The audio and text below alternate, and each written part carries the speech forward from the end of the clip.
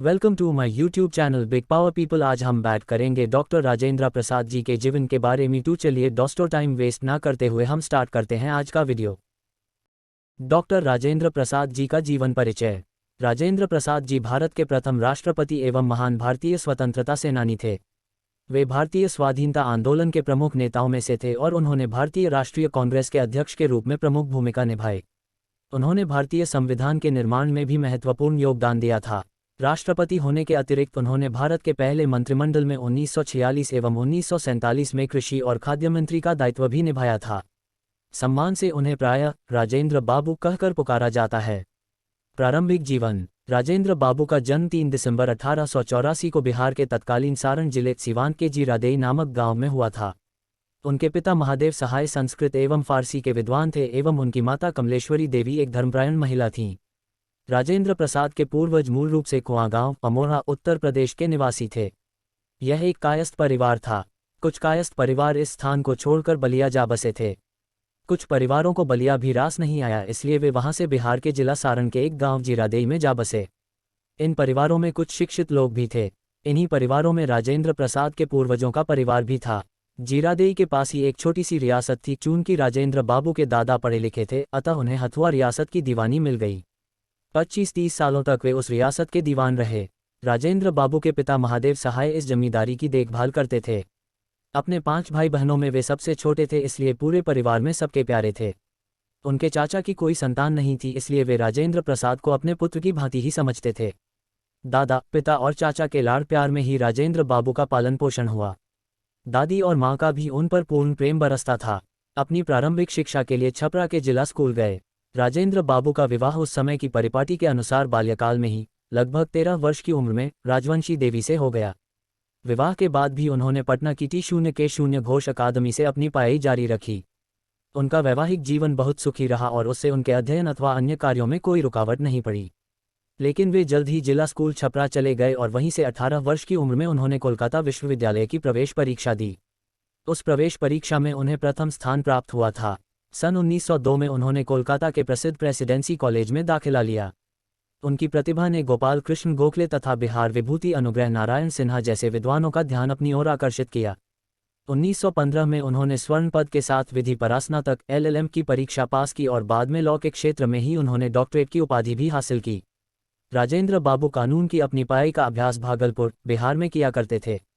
यद्यपि राजेंद्र बाबू की पढ़ाई फारसी से शुरू हुई थी, तथापि B0A0 में उन्होंने हिंदी ही ली। वे अंग्रेजी, हिंदी, उर्दू, फारसी व बंगाली भाषा और साहित्य से पूरी तरह परिचित थे तथा इन भाषाओं में सरलता से प्रभावकारी व्याख्यान भी दे सकते थे। गुजराती का व्यावहारिक ज्ञान भी उन्हें था। M0L0 परीक्षा के लिए हिंदू कानून का उन्होंने संस्कृत ग्रंथों से ही अध्ययन किया था। हिंदी के प्रति उनका अगाध प्रेम था। हिंदी पत्र पत्रिकाओं जैसे भारत मित्र, भारतोदय, कमला आदि में उनके लेख छपते थे। उनके निबंध सुरुचिपूर्ण तथा प्रभावकारी होते थे। 1912 में जब अखिल भारतीय साहित्य सम्मेलन का अधिवेशन कलकत्ते में हुआ, तब स्वागतकारिणी समिति के वे प्रधानमंत्री थे। 1920 में जब अखिल भारतीय हिंदी साहित्य सम्मेलन का 10वां अधिवेशन पटना में हुआ, तब भी वे प्रधानमंत्री थे। 1923 में जब सम्मेलन का अधिवेशन काकीनाडा में होने वाला था, तब वे उसके अध्यक्ष मनोनीत हुए थे, परंतु रुग्णता के कारण वे उसमें उपस्थित न हो सके, अतः उनका भाषण जमनालाल बजाज ने पढ़ा था। 1926 में वे बिहार प्रदेशीय हिंदी साहित्य सम्मेलन के और 1927 में उत्तर प्रदेशीय हिंदी साहित्य सम्मेलन के सभापति थे। हिंदी में उनकी आत्मकथा बड़ी प्रसिद्ध पुस्तक है। अंग्रेजी में भी उन्होंने कुछ पुस्तकें लिखीं। उन्होंने हिंदी के देश और अंग्रेजी के पटना लॉ वीकली समाचार पत्र का संपादन भी किया था। स्वतंत्रता आंदोलन। भारतीय स्वतंत्रता आंदोलन में उनका पदार्पण वकील के रूप में अपने करियर की शुरुआत करते ही हो गया था। चंपारण में गांधी जी ने एक तथ्य अन्वेषण समूह भेजे जाते समय उनसे अपने स्वयं सेवकों के साथ आने का अनुरोध किया था। राजेंद्र बाबू महात्मा गांधी की निष्ठा, समर्पण एवं साहस से बहुत प्रभावित हुए और 1928 में उन्होंने कोलकाता विश्वविद्यालय के सेनेटर का पदत्याग कर दिया। गांधी जी ने जब विदेशी संस्थाओं के बहिष्कार की अपील की थी, तो उन्होंने अपने पुत्र मृत्युंजय प्रसाद, जो एक अत्यंत मेधावी छात्र थे, उन्हें कोलकाता विश्वविद्यालय से हटाकर बिहार विद्यापीठ में दाखिल करवाया था। उन्होंने सर्चलाइट और देश जैसी पत्रिकाओं में इस विषय पर बहुत से लेख लिखे थे और इन अखबारों के लिए अक्सर वे धन जुटाने का काम भी करते थे। 1914 में बिहार और बंगाल में आई बाढ़ में उन्होंने काफ़ी बढ़-चढ़कर सेवा कार्य किया था। बिहार के 1934 के भूकंप के समय राजेंद्र बाबू कारावास में थे। जेल से 2 वर्ष में छूटने के पश्चात वे भूकंप पीड़ितों के लिए धन जुटाने में तन मन से जुट गए और उन्होंने वायसराय के जुटाए धन से कहीं अधिक अपने व्यक्तिगत प्रयासों से जमा किया। सिंध और क्वेटा के भूकंप के समय भी उन्होंने कई राहत शिविरों का इंतजाम अपने हाथों में लिया था। 1934 में वे भारतीय राष्ट्रीय कांग्रेस के मुंबई अधिवेशन में अध्यक्ष चुने गए। नेताजी सुभाष चंद्र बोस के अध्यक्ष पद से त्यागपत्र देने पर कांग्रेस अध्यक्ष का पदभार उन्होंने एक बार पुनः 1939 में संभाला था।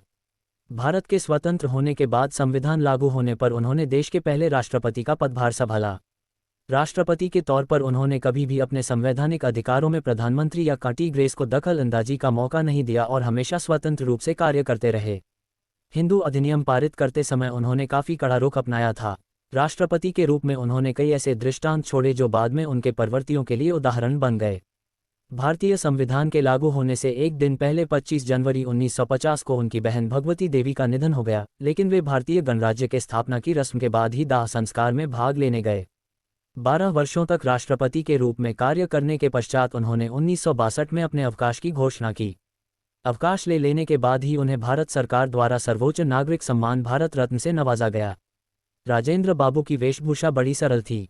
उनके चेहरे मोहरे को देखकर पता ही नहीं लगता था कि वे इतने प्रतिभासंपन्न और उच्च व्यक्तित्व वाले सज्जन हैं। देखने में वे सामान्य किसान जैसे लगते थे। इलाहाबाद विश्वविद्यालय द्वारा उन्हें डॉक्टर ऑफ लॉ की सम्मानित उपाधि प्रदान करते समय कहा गया था, बाबू राजेंद्र प्रसाद ने अपने जीवन में सरल वनी स्वार्थ सेवा का ज्वलंत उदाहरण प्रस्तुत किया है। जब वकील के व्यवसाय में चरम उत्कर्ष की उपलब्धि दूर नहीं रह गई थी, इन्हें राष्ट्रीय कार्य के लिए आह्वान मिला और उन्होंने व्यक्तिगत भावी उन्नति की सभी संभावनाओं को त्याग कर गांवों में गरीबों तथा दीन कृषकों के बीच काम करना स्वीकार किया। विरासत।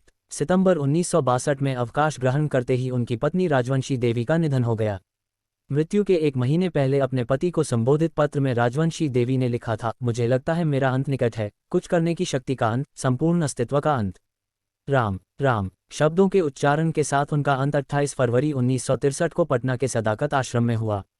उनकी वंशावली को जीवित रखने का कार्य उनके प्रपौत्र अशोक जाह्नवी प्रसाद कर रहे हैं।